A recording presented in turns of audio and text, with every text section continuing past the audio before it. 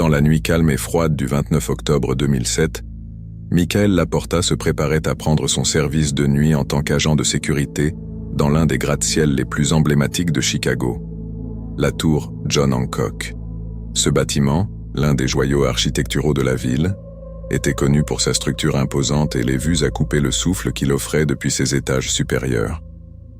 Michael travaillait dans ce bâtiment depuis plusieurs années et connaissait tous les coins et recoins de ses nombreux étages. Pour lui, cette nuit-là semblait être une nuit comme les autres, marquée par les rondes de routine et la vigilance des systèmes de sécurité. Le bâtiment est en grande partie vide à cette heure-là. Les bureaux étaient fermés et la plupart des habitants des appartements luxueux dormaient déjà ou passaient une nuit tranquille chez eux. Michael marchait dans les couloirs uniquement éclairés par les lampes de secours, le bruit de ses pas résonnant dans le silence. C'était un travail solitaire, mais Michael l'appréciait, car il lui permettait de penser et de réfléchir, tout en s'assurant que tout était en ordre. Cependant, cette nuit-là sera différente. Alors qu'il se promenait au 44e étage, un étage où plusieurs bureaux étaient en cours de rénovation, Michael a entendu un bruit inhabituel. Quelque chose qu'il n'aurait pas dû entendre dans un bâtiment verrouillé et sécurisé. C'était un bruit métallique, comme si quelqu'un était en train de crocheter une serrure ou de manipuler des outils. S'arrêtant pour écouter plus attentivement, ses sens s'aiguisent et son cœur se met à battre plus vite. Il décida de chercher la source du bruit, en gardant son calme et en se souvenant de son entraînement. Alors qu'il s'approche d'un des bureaux en rénovation, Michael remarque que la porte est légèrement entr'ouverte, ce qui est inhabituel car toutes les portes doivent être verrouillées. Avec un mélange de prudence et de détermination, il pousse lentement la porte. À l'intérieur, il découvre un chaos contrôlé. Des outils jonchent le sol et une personne encapuchonnée travaille rapidement sur un coffre-fort portable. L'intrus, surpris par la présence de Michael, réagit rapidement et violemment.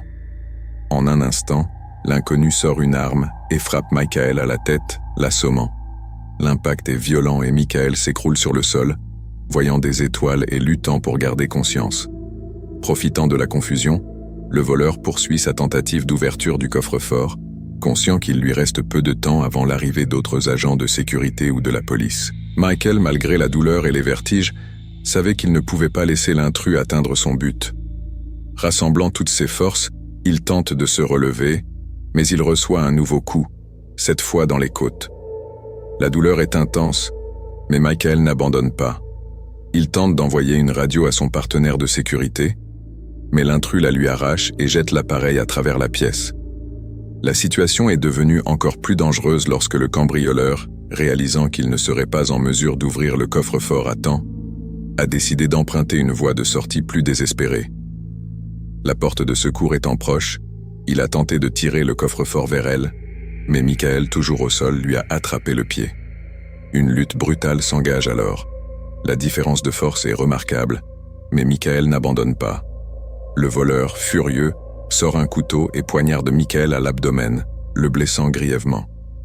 Satisfait d'avoir neutralisé la menace, l'intrus s'est emparé de quelques objets de valeur plus petits et s'est enfui par les escaliers de secours. Michael, qui saignait et peinait à respirer, a rampé jusqu'au téléphone le plus proche pour appeler à l'aide.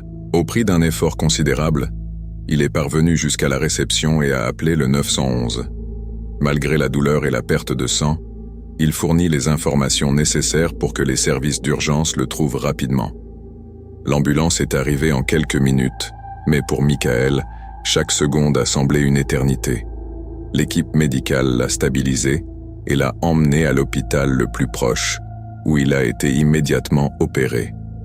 Alors que Michael luttait pour sa vie à l'hôpital, la nouvelle de l'attentat à la tour John Hancock s'est rapidement répandue. La police a entamé une enquête approfondie, visionnant les caméras de sécurité et recherchant des indices susceptibles de la mener à l'assaillant. Les résidents et les employés de l'immeuble ont été choqués et se sont inquiétés pour leur sécurité. L'incident a secoué la communauté, soulignant la bravoure de Michael et la nécessité de revoir les mesures de sécurité. Au cours des semaines suivantes, Michael était resté dans un état critique, mais sa détermination et les excellents soins médicaux qu'il a reçus lui ont permis de se rétablir lentement. Pendant ce temps, la police a pu identifier le suspect grâce aux images de la télévision en circuit fermé et aux empreintes digitales laissées sur place. Le voleur, un délinquant habituel ayant des antécédents en matière de vol et de violence, a été arrêté et traduit en justice. Le procès a été largement suivi par les médias. Michael, encore en voie de guérison, a témoigné contre son agresseur, décrivant en détail les événements de cette nuit-là. Son témoignage a été déterminant pour la condamnation de l'agresseur. Le cambrioleur a été reconnu coupable et condamné à une longue peine d'emprisonnement, ce qui l'a empêché de nuire à nouveau. La bravoure de Michael n'est pas passée inaperçue. Il a été honoré par la ville de Chicago et par son employeur, recevant plusieurs prix et reconnaissances pour son courage et son dévouement. Son histoire est devenue une source d'inspiration, soulignant l'importance du courage et de la détermination face au danger. La tour John Hancock a mis en place de nouvelles mesures de sécurité, renforçant ses protocoles et augmentant la surveillance pour assurer la sécurité de tous dans le bâtiment. L'attentat a été un sinistre rappel des dangers potentiels, mais il a également démontré l'importance d'être préparé et d'agir avec détermination dans les situations d'urgence. Après une longue convalescence, Michael a décidé de partager son histoire publiquement. Il a participé à des séminaires et à des formations pour les agents de sécurité, utilisant son expérience pour sensibiliser les autres à l'importance de la vigilance, de la préparation et de la bravoure. Malgré le traumatisme et les cicatrices physiques, Michael a trouvé une nouvelle vocation dans l'enseignement et le soutien à ses collègues du secteur de la sécurité. La nuit du 29 octobre 2007 est gravée dans la mémoire de Michael Laporta et dans l'histoire de la tour John Hancock. Ce qui avait commencé comme une nuit de routine est devenu un test de courage et d'endurance. Michael a prouvé que même dans les situations les plus désespérées, le courage et la détermination peuvent l'emporter. Son histoire reste un témoignage de l'esprit humain et de la capacité à surmonter l'adversité avec intégrité et force d'âme. Par une nuit sombre et orageuse de 2008 à Goldsboro, en Caroline du Nord, l'hôpital Sherry, un vieil établissement psychiatrique de plus d'un siècle d'histoire, se dressait sous un ciel couvert. L'hôpital, avec son architecture gothique et ses longs couloirs déserts, a toujours fait l'objet de rumeurs et de légendes locales sur des événements paranormaux. Mais pour Jack Thompson, l'agent de sécurité chevronné chargé de l'équipe de nuit, ces histoires n'étaient que des contes de vieilles femmes. Jack travaillait à l'hôpital depuis plus de 15 ans et avait entendu toutes sortes d'histoires sur les fantômes et les apparitions, mais il n'avait jamais rien vu qui l'ait amené à croire au surnaturel. Jusqu'à cette nuit-là, Jack, un homme d'une 50aine d'années, à la carrure robuste et au visage sérieux, commença son service comme n'importe quelle autre nuit. Le vent hurlait à l'extérieur et la pluie frappait les fenêtres de l'hôpital avec une force presque violente. Il faisait froid et l'humidité semblait s'infiltrer dans chaque fissure du vieux bâtiment. Jack attache sa ceinture et prend sa torche avant de commencer sa visite habituelle du bâtiment. L'hôpital comporte plusieurs ailes, dont beaucoup sont inoccupées et désaffectées, mais Jack s'assure toujours que chaque recoin est sécurisé. Traversant les couloirs sombres et silencieux, Jack s'arrête un instant devant une fenêtre pour observer l'orage. Les éclairs illuminent le ciel à intervalles irréguliers et le grondement du tonnerre résonne sur les murs de l'hôpital. Il y avait quelque chose d'inquiétant dans l'air cette nuit-là, quelque chose qui mettait mal à l'aise même un vétéran comme Jack. Il secoua la tête, attribuant son malaise au mauvais temps et aux histoires qu'il avait entendues tant de fois. Il poursuivit sa ronde, vérifiant portes et fenêtres, s'assurant que tout était en ordre. Il passa devant l'ancienne aile est de l'hôpital, fermée depuis des années pour cause de détérioration. C'était une zone qui lui avait toujours donné la chair de poule, malgré son scepticisme. En éclairant le couloir avec sa torche, Jack remarqua que l'une des portes, qui aurait dû être verrouillée, était entr'ouverte. Il fronça les sourcils, sachant que personne ne devait avoir accès à cette partie du bâtiment. Se acercó con cautela, sintiendo que su corazón latía un poco más rápido.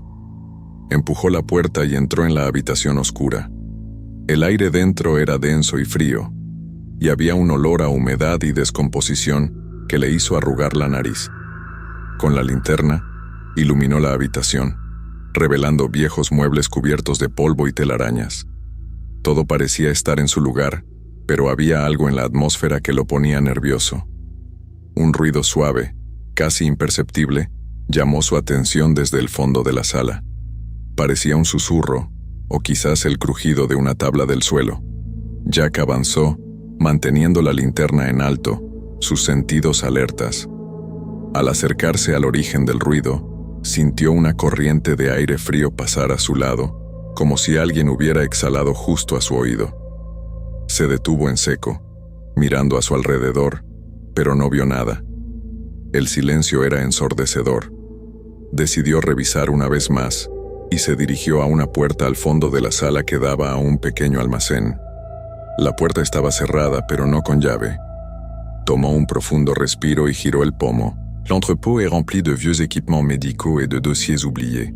Alors qu'il inspectait les étagères, il entendit à nouveau le murmure, plus fort cette fois. On aurait dit que quelqu'un essayait de lui parler. La peur commença à s'emparer de Jack, mais il essaya de rester calme.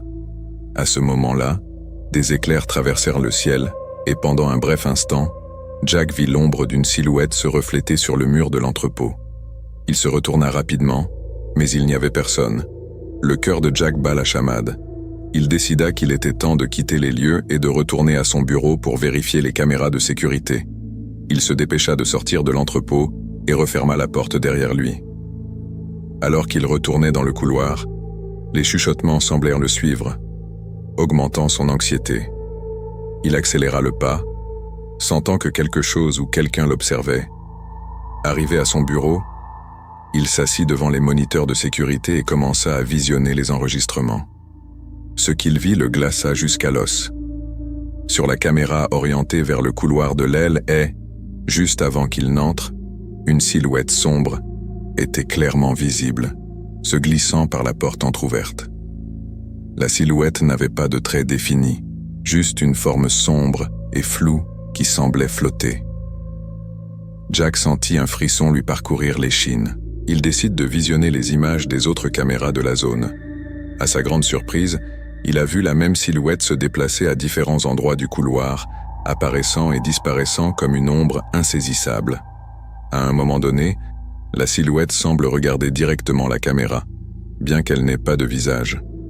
Jack se frotta les yeux, se demandant si ce qu'il voyait était réel ou si son esprit lui jouait des tours. Déterminé à poursuivre son enquête, Jack saisit sa torche et retourna dans le couloir de l'aile est. Cette fois, le silence était encore plus étrange. Tout en marchant, il appela à voix haute « Y a-t-il quelqu'un ici ?» Seul l'écho de sa voix lui répondit. Il retourna vers la chambre et la réserve où il avait vu l'ombre. En entrant, il sentit à nouveau l'air froid et l'odeur de décomposition. Il entendit un faible murmure, plus clair cette fois. « Au secours !» La peur de Jack se mêle à la curiosité. « Qui êtes-vous » demanda-t-il à haute voix. Il n'y a pas de réponse, seulement un silence de pierre. Il décida d'explorer davantage l'entrepôt. Sur une vieille étagère, il trouva un dossier qui ne semblait pas à sa place. Il le prit et quitta l'entrepôt, retournant à son bureau pour l'examiner sous un meilleur jour. En ouvrant le dossier, il découvre qu'il contient des dossiers de patients datant de plusieurs années. Parmi les pages jaunies et fragiles, il trouve l'histoire d'une jeune patiente nommée Emily Harper. Emily avait été admise à l'hôpital dans les années 1920 pour de graves problèmes mentaux. Les dossiers détaillent son histoire tragique. Emily avait été abandonnée par sa famille et avait passé la majeure partie de sa vie à l'hôpital. Elle est morte dans des circonstances mystérieuses et son corps n'a jamais été réclamé par ses proches. Au fur et à mesure de sa lecture, Jack se sent étrangement lié à Emily. Les mots « help » qu'il avait entendus semblaient résonner dans son esprit. Il décide de faire des recherches plus approfondies sur Emily Harper et son histoire.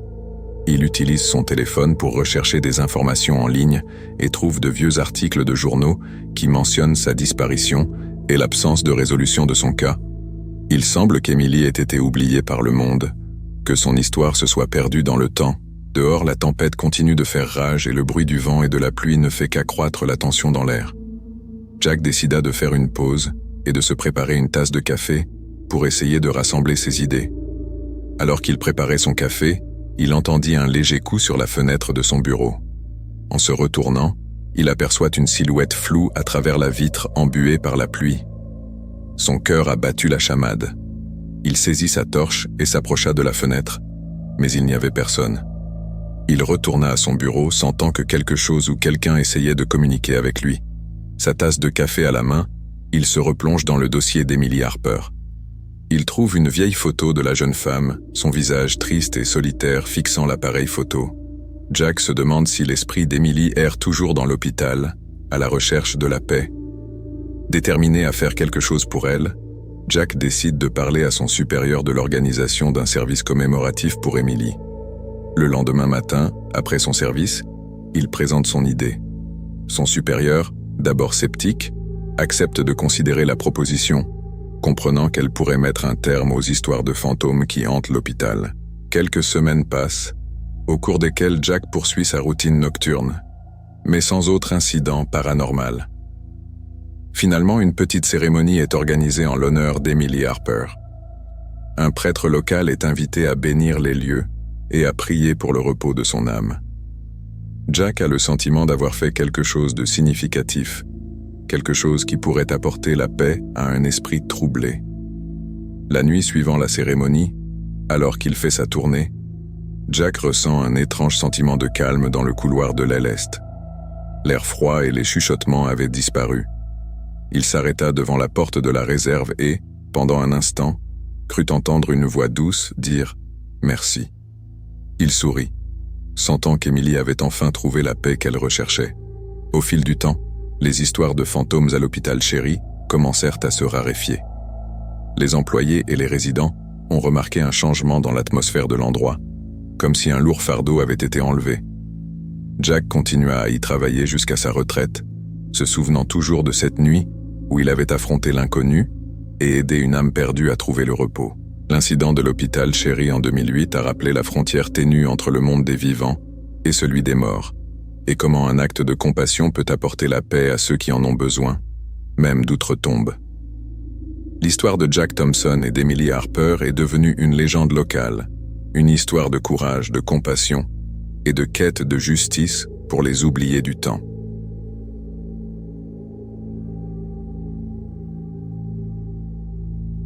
Le 17 juin 1972, Washington D.C., c'est une nuit calme.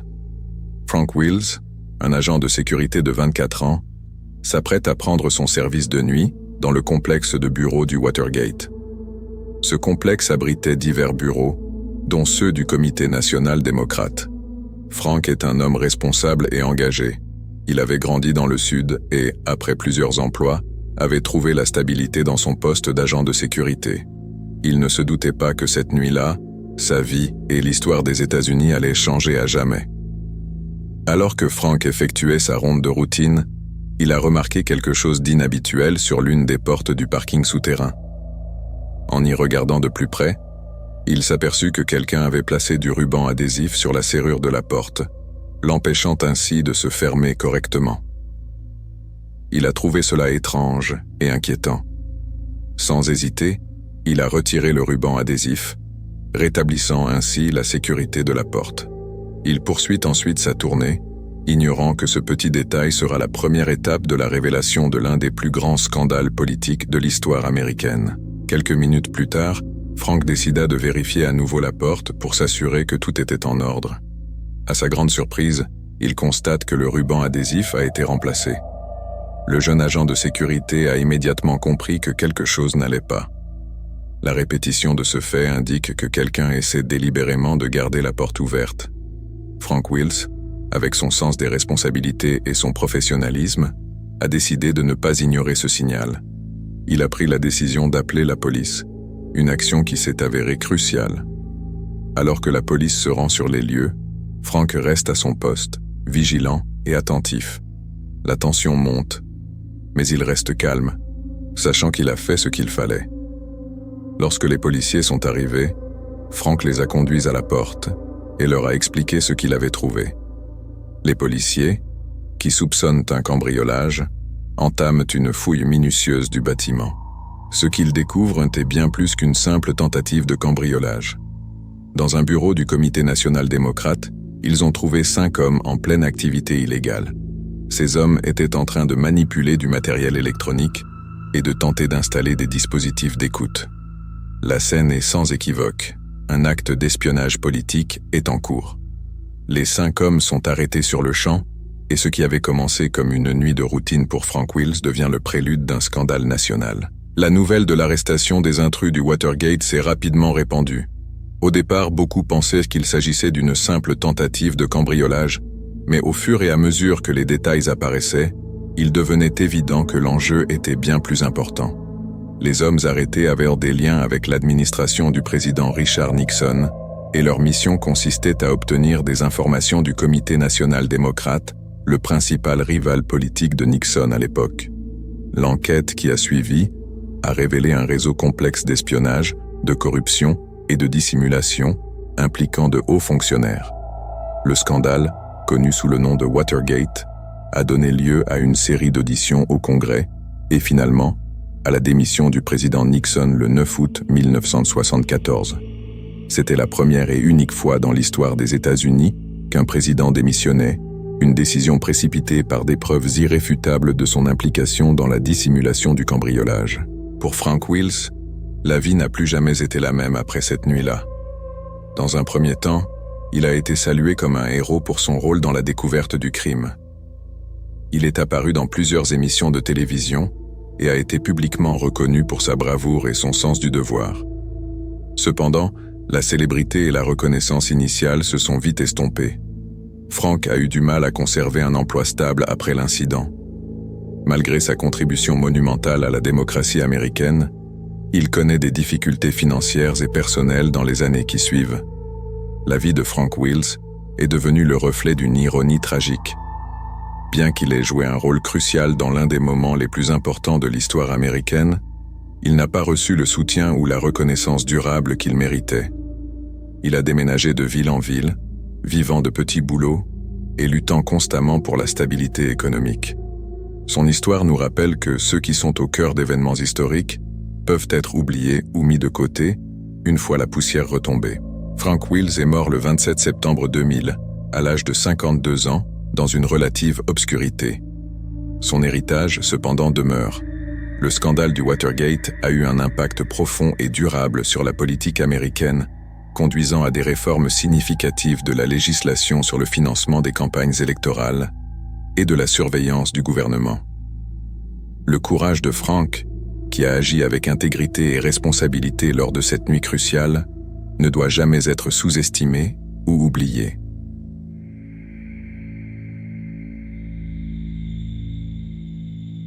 C'était une froide nuit d'hiver à Atlanta, en Géorgie, en 2015.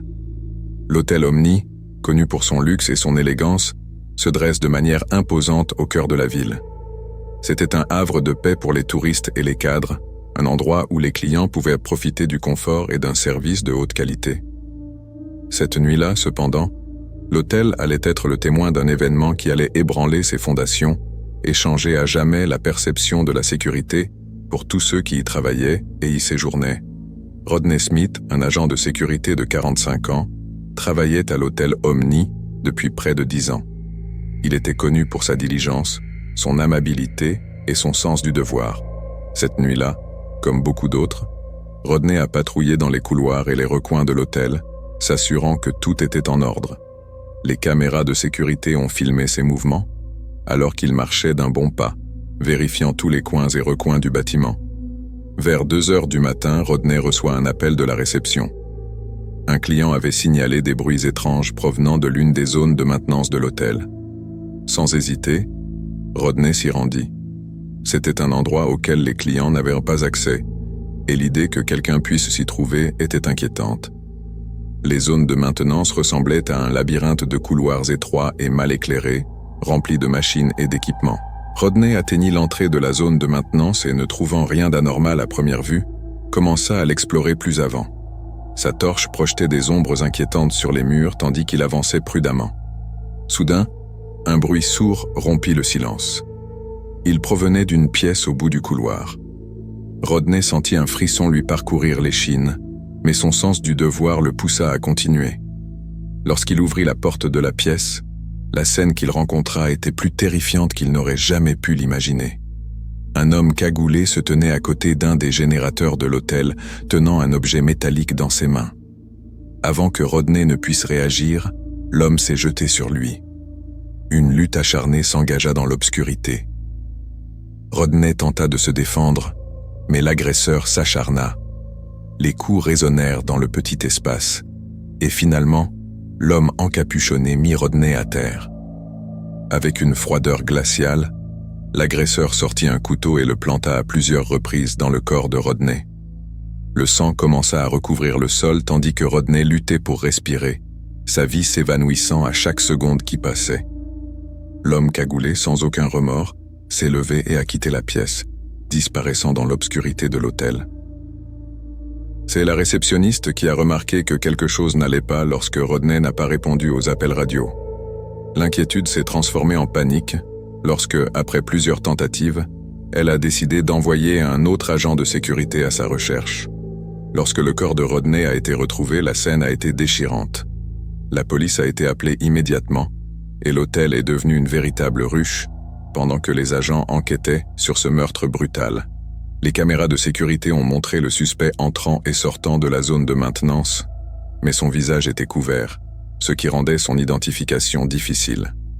La police a lancé des recherches approfondies, vérifiant les listes de clients, interrogeant le personnel et examinant les images de vidéosurveillance de l'hôtel.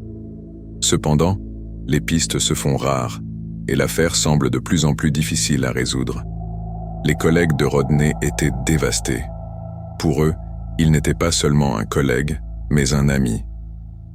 Sa mort a laissé un vide à l'hôtel Omni, un rappel constant de la fragilité de la vie et de la présence du mal, même dans les endroits les plus inattendus.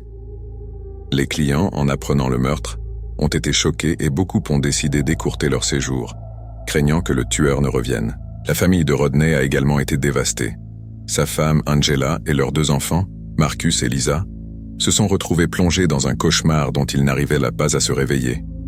Rodney était le gagne-pain de la famille, et sa perte les a plongés non seulement dans une profonde douleur émotionnelle, mais aussi dans l'incertitude financière. Les amis et la famille se sont mobilisés pour les soutenir, mais le vide laissé par Rodney était impossible à combler. Pendant ce temps, l'enquête se poursuit. Les détectives examinent chaque détail, à la recherche de tout ce qui pourrait les mener au tueur. Ils ont visionné les enregistrements des caméras de sécurité encore et encore, essayant de trouver quelque chose qui leur avait échappé. Enfin, après des semaines de travail acharné, ils ont trouvé un indice, une empreinte digitale partielle sur l'un des outils de maintenance. Il s'agit d'une petite avancée, mais elle est cruciale. L'empreinte a été envoyée au laboratoire pour analyse et comparaison avec les bases de données criminelles. Quelques jours plus tard, les résultats sont tombés. L'empreinte appartenait à un certain James Turner, un ancien employé de l'hôtel qui avait été licencié quelques mois plus tôt pour comportement inapproprié. James avait des antécédents judiciaires et avait déjà été arrêté pour des délits mineurs. La police tient son suspect. Les détectives se sont rendus à la dernière adresse connue de James Turner, mais ont découvert qu'il avait pris la fuite. Cependant, ils ont trouvé dans son appartement suffisamment de preuves pour l'incriminer, notamment des vêtements tachés de sang et le couteau qui aurait été utilisé pour le meurtre. Grâce à ces nouvelles informations, un mandat d'arrêt a été délivré et des recherches ont été lancées dans tout le pays. James Turner, désormais en fuite, se déplace d'un endroit à l'autre, échappant aux autorités. Pendant ce temps, la famille de Rodney et la communauté d'Atlanta continuaient à vivre dans la peur et l'incertitude. Finalement, après plusieurs semaines de chasse à l'homme, James a été capturé dans un motel à la périphérie de la ville. Il a été arrêté sans incident et ramené à Atlanta pour y être jugé. Au cours du procès, James Turner a montré peu de remords pour ses actes. Il a affirmé qu'il avait attaqué Rodney dans un accès de rage après avoir été licencié, rejetant la responsabilité de sa situation sur l'hôtel et ses employés. Cependant, les preuves contre lui étaient accablantes. Les témoignages des collègues de Rodney et les preuves matérielles trouvées dans l'appartement de James ont permis de dresser un tableau clair de sa culpabilité. Le procès s'est soldé par une condamnation à perpétuité de James Turner, sans possibilité de libération conditionnelle. La justice était enfin rendue, mais pour la famille de Rodney et ses collègues de l'hôtel Omni, la douleur et la perte demeuraient. La mémoire de Rodney Smith a été honorée lors d'une cérémonie émouvante à l'hôtel, où une plaque à sa mémoire a été érigée dans le hall, rappelant en permanence son dévouement et son sacrifice. Bien que l'assassin ait été arrêté et condamné, le meurtre de Rodney Smith a laissé une cicatrice indélébile sur toutes les personnes concernées. Les agents de sécurité de l'hôtel Omni ont commencé à travailler en binôme, et des mesures de sécurité supplémentaires ont été mises en place pour s'assurer qu'une telle tragédie ne se reproduise jamais. L'hôtel a également offert un soutien psychologique à ses employés, dont beaucoup étaient traumatisés par la perte de leurs collègues et amis. L'histoire du meurtre de Rodney Smith à l'hôtel Omni témoigne du courage et de l'engagement de ceux qui travaillent pour protéger les autres, même au prix de leur propre vie. C'est une histoire de perte et de deuil, mais aussi de justice et de souvenirs. Rodney Smith n'est pas seulement un agent de sécurité, mais un héros dont la vie a été tragiquement enlevée, mais dont l'héritage vit dans le cœur de ceux qui le connaissaient et l'aimaient.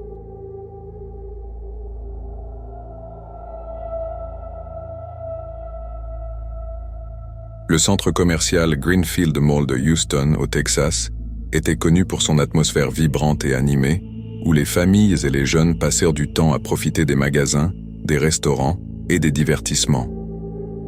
George Robinson, un homme de 35 ans, travaillait comme agent de sécurité au centre commercial depuis plusieurs années. Il était respecté pour son dévouement et son engagement à assurer la sécurité des visiteurs et des employés du centre commercial.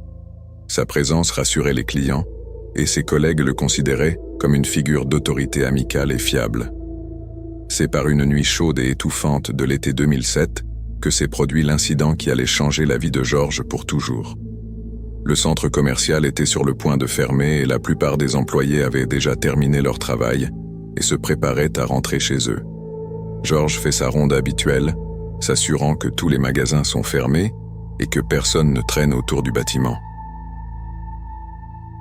Alors qu'il marche dans le couloir, les lumières fluorescentes clignotent, créant une atmosphère sinistre. Soudain, il est frappé par derrière. L'impact l'a projeté au sol, sa torche a roulé, laissant le couloir dans l'obscurité. Il tente de se relever, mais avant qu'il ne puisse réagir, il est entouré d'au moins 5 jeunes hommes.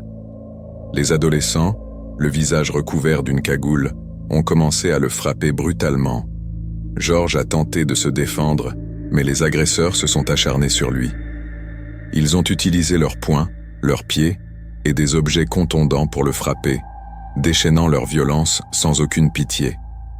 Les minutes s'égrènent comme des heures, George luttant pour rester conscient, son corps étant de plus en plus blessé et affaibli. Les coups se répercutaient sur les murs et ses cris de douleur emplissaient l'espace vide du sous-sol. Finalement, les agresseurs décident qu'ils en ont assez fait. Laissant George inconscient et saignant sur le sol, ils s'éloignèrent en riant, laissant une traînée de destruction dans leur sillage. Avant de partir, l'un d'eux a donné un coup de pied à sa radio pour s'assurer qu'il ne pourrait pas appeler immédiatement à l'aide. Il est environ 22h30 lorsque George reçoit un appel radio d'un de ses collègues de la salle de contrôle de la sécurité. Sur les caméras de surveillance, un groupe de jeunes hommes a été vu en train de pénétrer dans l'une des zones d'accès restreint du centre commercial. George, avec son calme et son professionnalisme habituel, se rend à l'endroit indiqué. Il savait que ces situations impliquaient souvent de vilains adolescents qui ne représentaient aucun danger réel, mais il prenait toujours son travail au sérieux. Arrivé à la zone interdite, une zone de maintenance située au sous-sol du centre commercial, George remarque que la porte est entr'ouverte. Il sort sa torche et avance prudemment, appelant les jeunes hommes à sortir. La réponse qu'il reçut ne fut pas des excuses ou des jeunes effrayés, mais une série de rires dérisoires et de commentaires provocateurs. George se sentit mal à l'aise, mais décida d'aller de l'avant. Il ne pouvait pas permettre à ces gens de rester dans le centre commercial après les heures d'ouverture. Alors qu'il se dirigeait vers l'allée, les lumières fluorescentes clignotaient, créant une atmosphère sinistre. Soudain, il fut frappé par derrière. L'impact l'a projeté au sol, sa torche a roulé, laissant l'allée dans l'obscurité. Il tente de se relever, mais avant qu'il ne puisse réagir, il est entouré d'au moins 5 jeunes hommes. Les adolescents, le visage recouvert d'une cagoule, ont commencé à le frapper brutalement. George a tenté de se défendre, mais ses agresseurs se sont acharnés sur lui. Ils ont utilisé leurs poings, leurs pieds et des objets contondants pour le frapper, déchaînant leur violence sans aucune pitié. Les minutes s'égrènent comme des heures, George luttant pour rester conscient, son corps étant de plus en plus blessé et affaibli. Les coups se répercutaient sur les murs et ses cris de douleur emplissaient l'espace vide du sous-sol. Finalement, les agresseurs décident qu'ils en ont assez fait.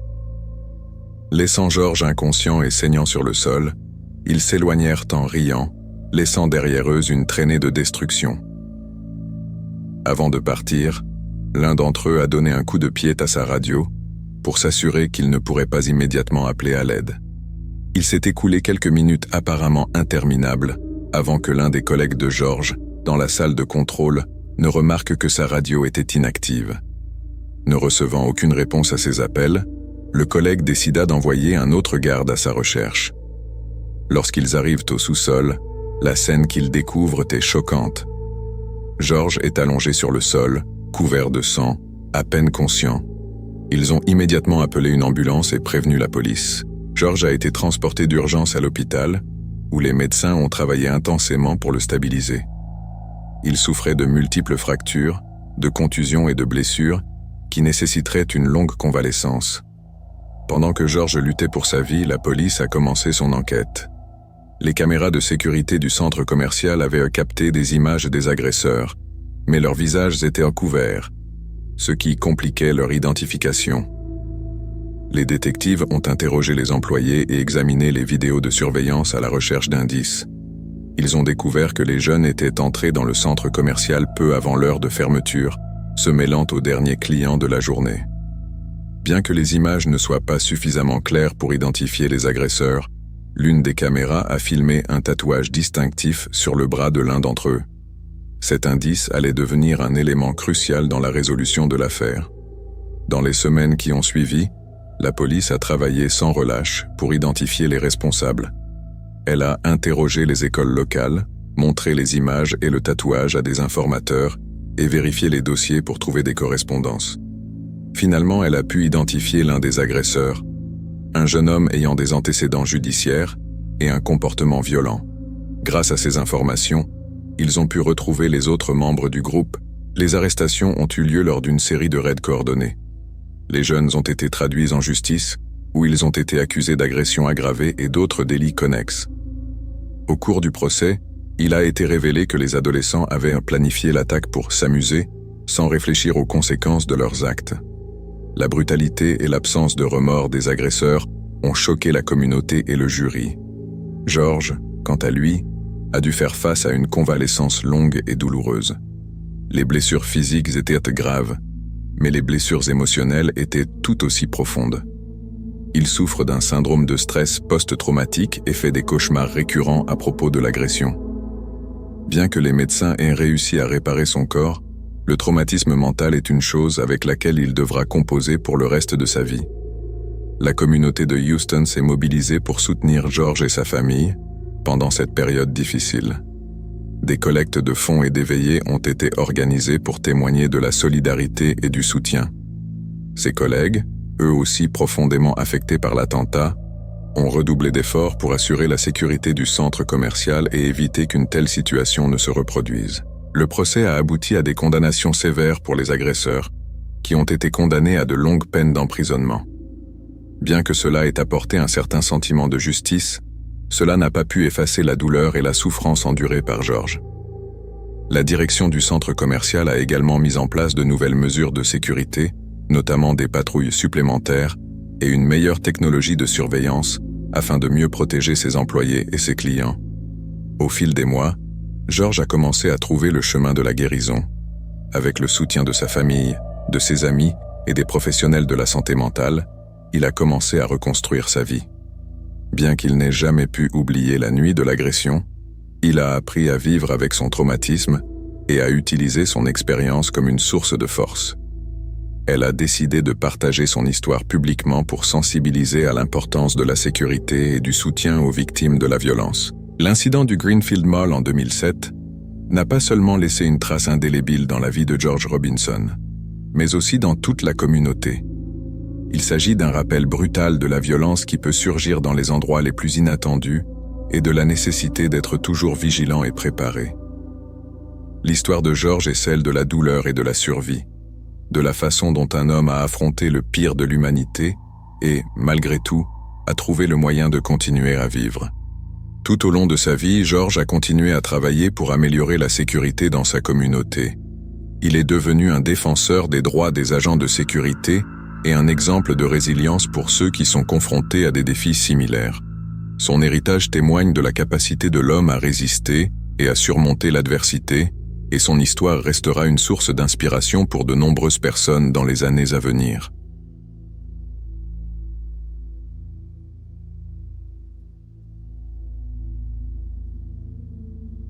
Une nuit froide et humide à la Nouvelle-Orléans en 2014.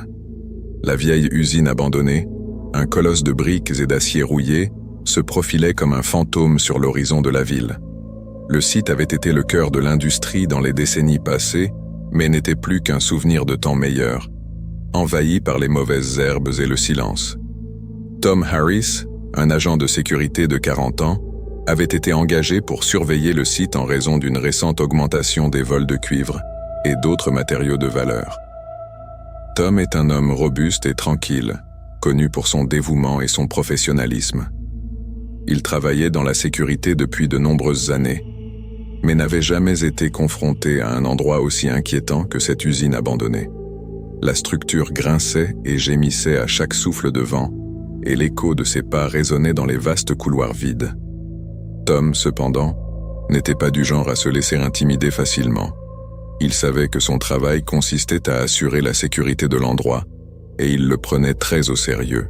Il est près de 2 heures du matin lorsque Tom, enveloppé dans sa veste de travail pour se protéger du froid, entame sa ronde nocturne. La torche qu'il tenait à la main projetait un faisceau de lumière qui traversait l'obscurité, révélant des tas de débris et des machines abandonnées. En marchant, il ne peut s'empêcher de ressentir un léger malaise, l'impression de ne pas être seul. Mais il se rappela que ce n'était que les nerfs et l'atmosphère de l'endroit qui jouaient des tours à son esprit. Soudain, un bruit de cliquetis rompit le silence. Il provenait de l'une des salles des machines de l'étage inférieur. Tom s'arrêta, écoutant attentivement.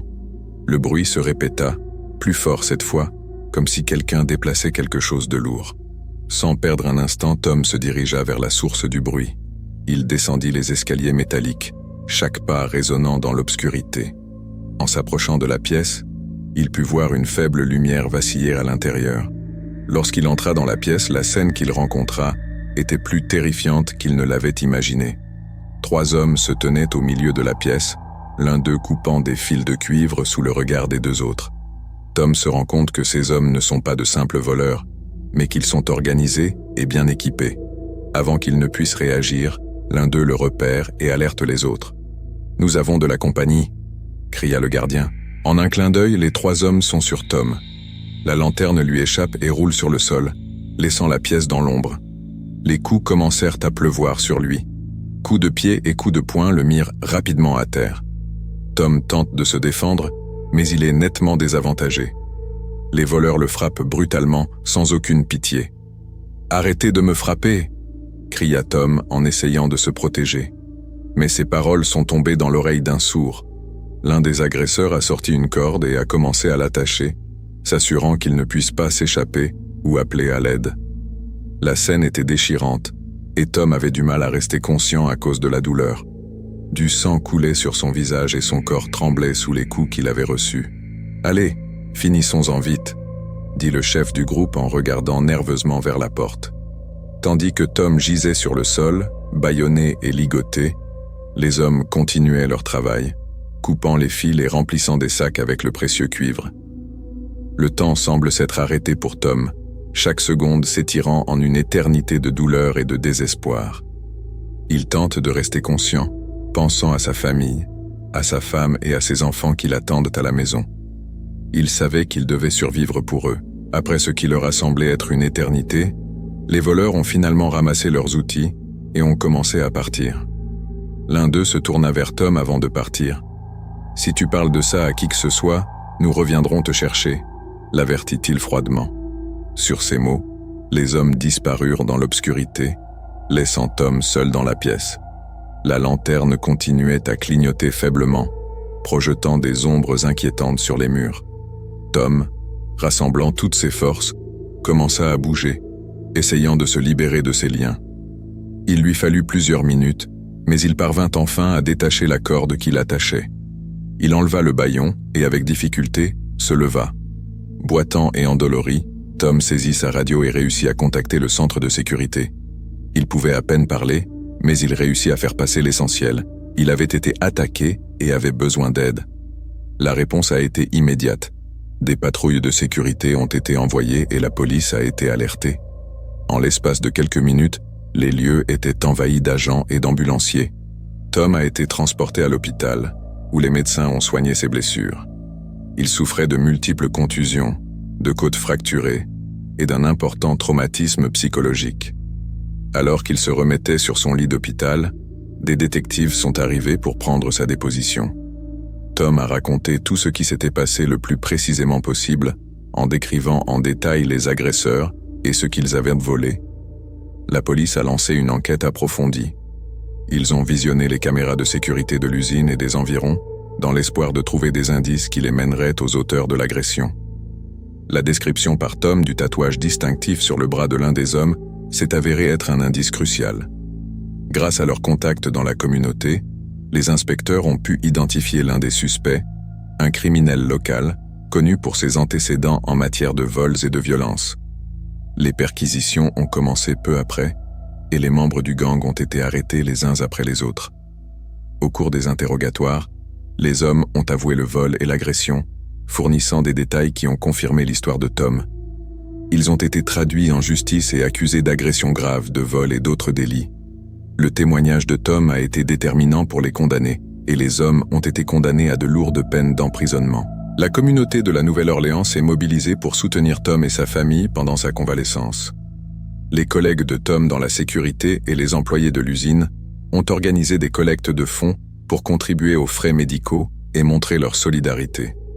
La bravoure et le dévouement de Tom à son travail ont été largement reconnus et il a reçu de nombreux messages de soutien et de remerciements. Au fil des mois, Tom a travaillé dur pour se rétablir physiquement et émotionnellement. Il a souffert d'un syndrome de stress post-traumatique et a fait des cauchemars récurrents sur l'attaque, mais avec le soutien de sa famille et des professionnels de la santé mentale, il a commencé à trouver la force d'aller de l'avant. Il a décidé de ne pas retourner travailler à l'usine et de chercher un emploi dans un environnement plus sûr. L'histoire de Tom Harris et de l'incident survenu dans l'usine désaffectée est devenue un symbole de courage et de résilience. Son expérience a conduit à des changements significatifs dans les politiques de sécurité sur les sites abandonnés et dans les zones à haut risque. De nouvelles mesures ont été mises en œuvre pour protéger les travailleurs de la sécurité et faire en sorte que plus jamais personne n'ait à faire face à une situation similaire, seul et sans protection.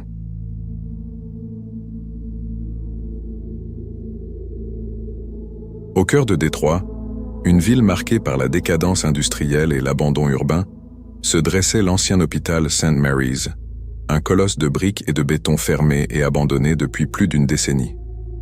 Malgré sa décrépitude, la structure se dresse encore de manière imposante, ses fenêtres brisées et ses portes condamnées, constituant un avertissement silencieux de l'oubli. Autrefois symbole d'espoir et de guérison, l'hôpital était devenu un lieu de légendes urbaines et de rumeurs d'activités paranormales. C'est par une nuit d'automne 2013 que l'agent de sécurité Michael Turner, 38 ans, a été chargé de surveiller l'hôpital abandonné. Michael, un vétéran de l'armée qui avait vu sa part de choses troublantes, n'était pas du genre à s'effrayer facilement. Mary, avec ses couloirs sombres et son passé de souffrance et de mort, suffit à rendre n'importe qui nerveux. Malgré tout, Michael se rendit à son poste avec détermination, conscient qu'il était de son devoir d'assurer la sécurité du bâtiment et des curieux qui tenteraient d'y pénétrer. Il est 22 heures lorsque Michael arrive à l'hôpital et gare sa voiture dans l'ancien parking des employés. La pleine lune éclairait la structure, projetant des ombres allongées qui dansèrent dans le vent. Michael allume sa torche et commence sa ronde, en entrant par une porte latérale qui a déjà été forcée à plusieurs reprises. Son principal objectif était de vérifier que personne n'était entré et de s'assurer que l'endroit restait sécurisé pour la nuit. Alors que Michael marchait dans les couloirs déserts, le bruit de ses pas résonnait dans l'immensité du bâtiment. La torche éclaire les murs écaillés, les graffitis et les équipements médicaux abandonnés. Le sentiment d'abandon et de désolation était palpable. Les histoires qu'il avait entendues à propos de l'hôpital commencèrent à hanter son esprit. Des histoires de figures fantomatiques, de cris inexpliqués et de lumières qui s'allumaient toutes seules. Michael écarta ses pensées, se rappelant qu'il ne s'agissait que de légendes. Alors qu'il se dirigeait vers l'aile ouest de l'hôpital, il entendit un bruit sourd provenant de l'étage supérieur. Il s'arrêta et écouta attentivement, essayant de déterminer la source du bruit. Le bruit se répéta, cette fois-ci plus fort, comme si quelque chose de lourd était tombé sur le sol. Michael sentit un frisson lui parcourir l'échine, mais il se força à rester calme. Il décida d'aller voir ce qui se passait, en empruntant un escalier de secours qui menait au premier étage. Après ce qui leur a semblé être une éternité, les voleurs ont finalement ramassé leurs outils et ont commencé à partir. L'un d'eux se tourna vers Tom avant de partir. « Si tu parles de ça à qui que ce soit, nous reviendrons te chercher », l'avertit-il froidement. Sur ces mots, les hommes disparurent dans l'obscurité, laissant Tom seul dans la pièce. La lanterne continuait à clignoter faiblement, projetant des ombres inquiétantes sur les murs. Tom, rassemblant toutes ses forces, commença à bouger, essayant de se libérer de ses liens. Il lui fallut plusieurs minutes, mais il parvint enfin à détacher la corde qui l'attachait. Il enleva le bâillon et, avec difficulté, se leva. Boitant et endolori, Tom saisit sa radio et réussit à contacter le centre de sécurité. Il pouvait à peine parler, mais il réussit à faire passer l'essentiel. Il avait été attaqué et avait besoin d'aide. La réponse a été immédiate. Des patrouilles de sécurité ont été envoyées et la police a été alertée. En l'espace de quelques minutes, les lieux étaient envahis d'agents et d'ambulanciers. Le premier étage de l'hôpital est encore plus délabré que le premier. Les fenêtres brisées laissaient le vent souffler librement, créant des sons inquiétants. Michael avança prudemment, suivant la source du bruit. Il arriva dans une salle d'opération abandonnée, d'où semblait provenir le bruit. La porte était entr'ouverte et grinçait sous l'effet de l'air. Michael entra dans la pièce, déplaçant la torche d'un côté à l'autre. Ce qu'il vit l'arrêta net. Au centre de la pièce, un vieux chariot d'instruments avait été renversé et son contenu était éparpillé sur le sol. Il n'y avait personne en vue. Michael sentit son cœur battre plus vite. Il savait qu'il n'était pas seul. Il décida de vérifier le reste de l'étage pour s'assurer qu'il n'y avait pas d'intrus. Au fur et à mesure de son exploration, il découvrit d'autres signes inquiétants, des chaises déplacées, des portes ouvertes qu'il se souvenait avoir fermées et des empreintes de pas dans la poussière qui recouvrait le sol. La tension augmente à chaque pas qu'il fait. À un moment donné, il croit entendre des chuchotements provenant d'une des pièces, mais lorsqu'il entre, il ne trouve personne. Le sentiment d'être observé s'accentue. Il décide de retourner au rez-de-chaussée et de vérifier l'aile de l'hôpital. Cependant, alors qu'il descendait les escaliers, il entendit un cri aigu et perçant qui résonna dans tout le bâtiment. C'était un cri humain, plein de douleur et de désespoir. Michael s'arrêta, son cœur battant la chamade dans sa poitrine. Il ne pouvait pas ignorer ce son. Bien que son instinct lui dise de partir, son sens du devoir le pousse à enquêter. En suivant le son du cri, il atteignit la morgue de l'hôpital, un endroit qu'il avait toujours évité pour sa propre tranquillité d'esprit. La porte était fermée, mais pas verrouillée. Michael la pousse lentement, révélant une salle froide et sombre, avec des rangées de tables d'autopsie et de réfrigérateurs de corps. Au centre de la pièce, il vit une silhouette qui lui tournait le dos, apparemment debout près d'une des tables. Bonjour. Michael appela, en essayant de garder une voix stable. La silhouette ne bougea pas. Michael s'avança lentement, sa torche tremblant légèrement. Lorsqu'il fut suffisamment proche, la silhouette se retourna, révélant un visage pâle et hagard, aux yeux vides et sombres. Michael recula horrifié. L'homme qui se trouvait devant lui n'était pas un intrus ordinaire. Sa présence était irréelle, comme s'il appartenait à une autre époque.